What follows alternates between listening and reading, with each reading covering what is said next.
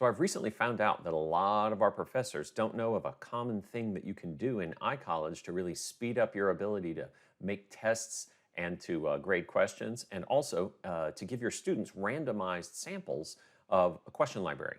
So what I want to show you first is the question library inside the quizzing tool. If you build your questions in little folders, you can break them up by chapter. Okay, and then once you've done this, this allows you, when you build a test, to actually select random pools from each of these folders. Let me show you how that works. So if you're making a new quiz, instead of importing a question, you would add a question pool. To do this, you need to have already put your questions into your question library. In that question pool, you'll browse the question library and you'll pick the chapter you want. So for example, here I'll do chapter 22. Okay.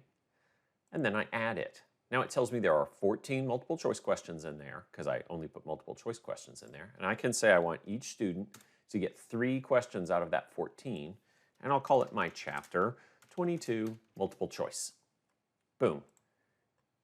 Now I have a question pool worth 9 total points, because it's going to give me 3 questions worth 3 points each, and it's pulling at random for each student. So that really helps with building assessments and preventing cheating. There's another thing that I like to do whenever you're using more than just multiple choice. When you're putting in those add-edit questions and you're making your question pools, not only do you put in your multiple choice questions from certain chapters, but you also, in one section of your test, you can put in randomized selections from written questions. This allows you to have, a pool of 3 or 4 written questions, and students get an individual one each time. But it puts them all in the same location so that they're easily graded.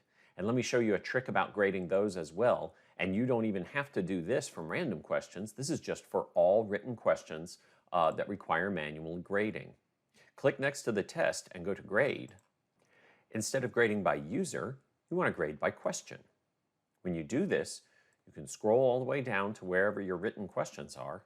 And I also like to choose blind marking to prevent any bias. And now I can grade all instances of this one question all at the same time. So for example, you might want to set it to where it displays 20 of them. I have multiple student answers to this question. I could grade them all at the same time, and I could paste in feedback as we went. One additional trick you might want to use is when you create your question library, instead of doing it by chapter, you might prefer to do it by learning goal. If you already have course goals with organized learning goals underneath, instead of dumping questions in chapters, you drop the questions inside the actual learning goal. This way you can tell whether or not your students are accomplishing the specific learning goal. When I'm doing this, and when I'm doing chapters, I also like to have a separate folder for all the written questions that I'm going to have, so that as I select these sections to be put into a new random pool, that way I don't accidentally pool a whole bunch of written questions in with my multiple choice. I keep the 2 pools separate.